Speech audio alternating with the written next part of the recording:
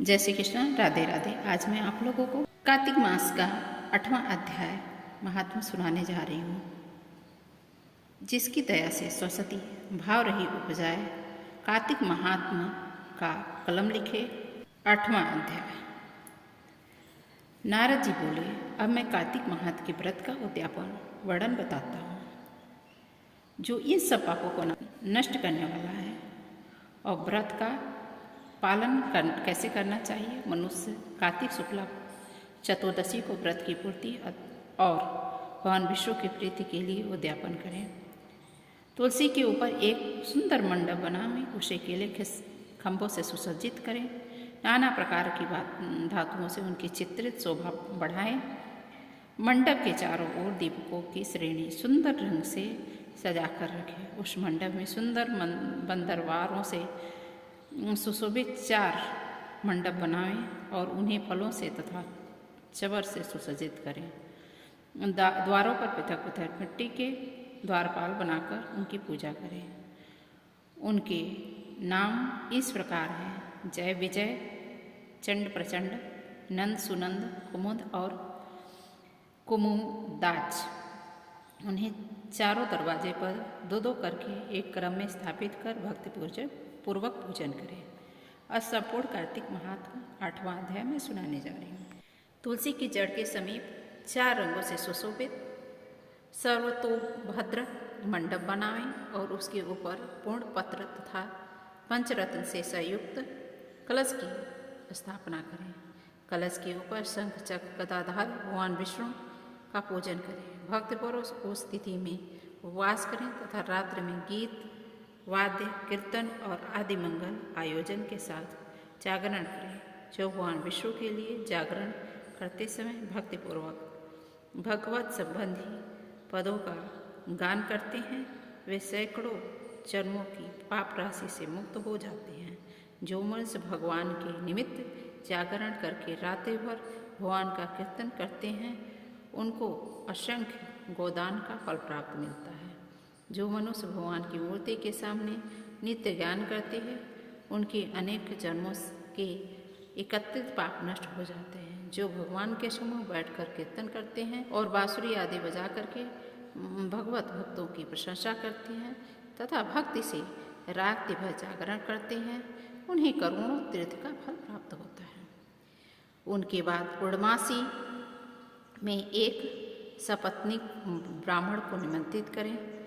प्रातःकाल स्नान और देव पूजन करके वेदी पर अग्नि की स्थापना करें।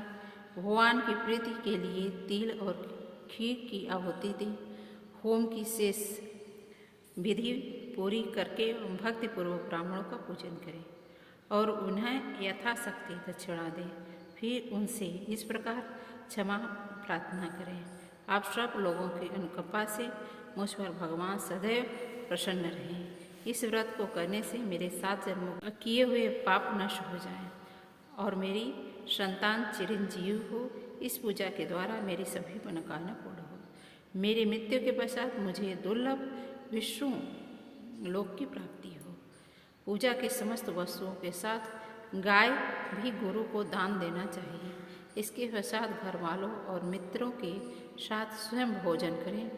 भगवान द्वादशी तिथि को शयन से उठे, त्रयोदशी को देवताओं से मिले और चतुर्दशी को सबने उनका दर्शन एवं पूजन किया है, इसलिए उस तिथि में भगवान की पूजा करनी चाहिए। गुरु की आज्ञा से भगवान विष्णु की सुवर्णमय प्रतिमा का पूजन करना चाहिए। इस पूर्णिमा को पुष्कर तीर्थ आदि की यात्रा श्रेष्ठ मानी गई है। कार्तिक मास में इस तिथि का पालन करना चाहिए। जो इस प्रकार कार्तिक के व्रत का पालन करते हैं, वे धन्य और पूजनीय हैं। उन्हें उत्तम फल की प्राप्ति होती है। जो भगवान विष्णु की भक्ति में तत्पर वो कार्तिक में व्रत का पालन करते हैं, उनके शरीर में स्थित सभी पाप तत्काल नष्ट हो जाते हैं। जो श्रद्धापूर्वक कार्तिक में उद्यापन का महत्व सुनता है और सुनाता है, और भगवान के सायुज्य प्राप्त हो जाता है। तो यह तो था कार्तिक मास का 8वां अध्याय। अब मैं आपको 9वां अध्याय सुनाने जा रही हूँ। जो पढ़े सुनेगा उसे वह होगा भव से पार, श्री हरि कृपा से लिख रहा 9वां अध्याय का सार। तो अब मैं आपको 9वां अध्याय सुना रही हूँ। इससे पहले आपसे निवेदन करना चाहती हूँ, यदि आप हमारे चैनल पर नए हैं तो कृपया करके अधिक से अधिक लोगों को शेयर करें, जिससे उनको भी महिमा प्राप्त हो सके। और आपको सब्सक्राइब करना आपके हाथ में है, सब्सक्राइब करना चाहें तो सब्सक्राइब भी कर सकते हैं। राजा पृथु ने कहा, हे मुनिश्रेष्ठ नारद जी, आपने कार्तिक मास के महात्म्य में तुलसी जी के जड़ में पृथ्वी विष्णु का निवास बनाकर उस स्थान की मिट्टी की पूजा करना बतलाता हूँ। अतः मैं श्री तुलसी जी की महात्मा को सुनाना चाहता हूँ। तुलसी जी कहाँ हैं और किस प्रकार उत्पन्न हुई, यह बताने की कृपा करें। यह सब 9वें अध्याय में दी। नारद जी बोले, राजन, अब मैं आप तुलसी जी की महत्ता तथा उनके जन्म के प्राचीन इतिहास कथा ध्यानपूर्वक सुनाइए और हम सुनेंगे। एक बार गुरुदेव बृहस्पति देवराज इंद्र भगवान शंकर का दर्शन करने कैलाश पर्वत की ओर चले गए। तब भगवान शंकर ने अपने भक्तों की परीक्षा लेने के लिए जटाधारी दिगंबर का रूप धारण करके उन दोनों के मार्ग में अनुरोध उत्पन्न किया। यद्यपि वह तेजस्वी, शांत, लंबी भुजा और चौड़ी छाती वाले गौरवर्ण अपने विशाल नेत्रों से युक्त तथा सिर पर जटा धारण किए हुए वैसे ही बैठे थे। तथापि उन भगवान शंकर को न पहचानकर इंद्र ने उनसे उनका नाम व धाम आदि पूछते हुए कहा कि क्या भगवान शंकर अपने स्थान पर हैं या कहीं गए हैं। इस पर तपस्वी रूप भगवान शिव कुछ नहीं बोले। इंद्र को अपने त्रिलोकीनाथ होने का गर्व था। उसी अहंकार के प्रभाव से वह चुप किसी प्रकार रह सकता था। उसने क्रोधित होते हुए उस तपस्वी को भुड़क कर कहा, अरे, मैंने तुझसे कुछ पूछ रहा हूँ और तू उसका उत्तर भी नहीं देता है। मैं अभी तुम पर वज्र का प्रहार करता हूँ, फिर देखता हूँ कि कौन तुझ दुमति की रक्षा करेगा। इस प्रकार कहकर जैसे ही इंद्र ने उस जटाधारी दिगंबर को मारने के लिए हाथ में वज्र लिया, वैसे ही भगवान शिव ने वज्र सहित इंद्र का हाथ स्तंभित कर दिया और विकराल नेत्र कर उसे देखा।